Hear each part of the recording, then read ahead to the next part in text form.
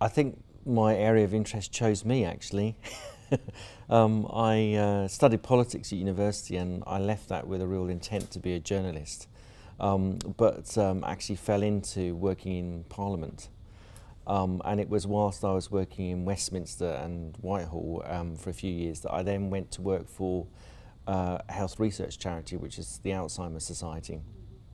And I think that's where I really began to see and become excited about the things that I could do working in a sort of environment that was working with patients and carers and people who were committed to a cause.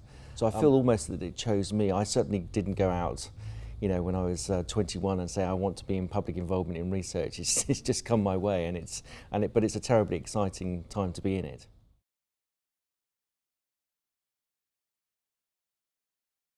But perhaps the one that's been most important to me and continues to be so as a personal friend is Harry Caton. And Harry Caton was the chief exec at the Alzheimer's Society when I worked there in the 90s.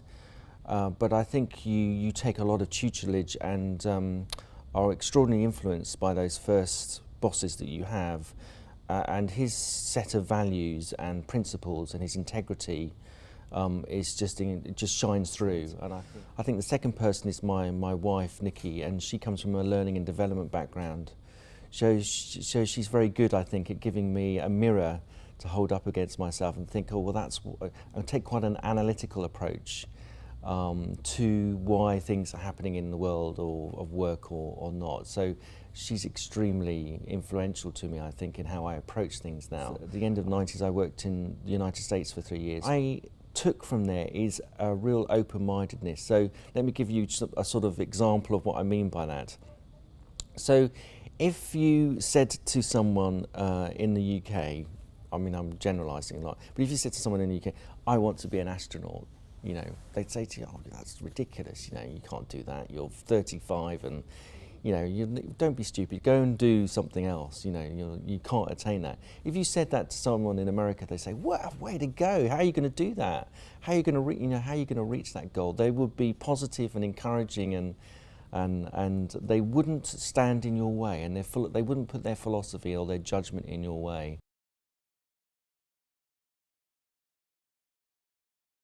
Oh, absolutely. I mean, my career has really been about campaigning, and so campaigning is about challenging, and it's about challenging the status quo. It's more about challenging the status quo than challenging whether things are going right, because I think underlying it is a desire to challenge the status quo because you want to improve things and you want to develop things. And I think there is a danger that if you stand still, you become irrelevant and you start to become poor in terms of quality and what you're trying to do.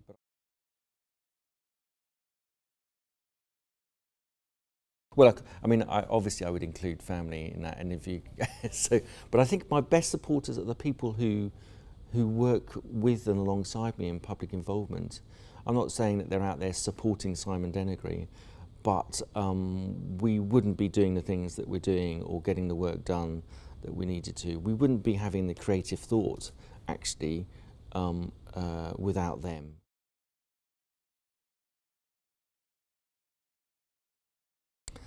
Well, yes. So I've challenged everybody from governments to my bosses to people that I personally have good relationships with. So I think the responses range. I mean, as you'd expect, from the point blank no to the no but to the yes. I was speaking at a party conference, and I remember the chair of the session had a great line which has stayed with me ever since about what you need to be if you're a campaigner or a challenger. And she said you need to be positive, so you constantly need to be putting forward solutions and ways forward. You need to be persistent, so you have to be that little terrier that never lets go of the issue.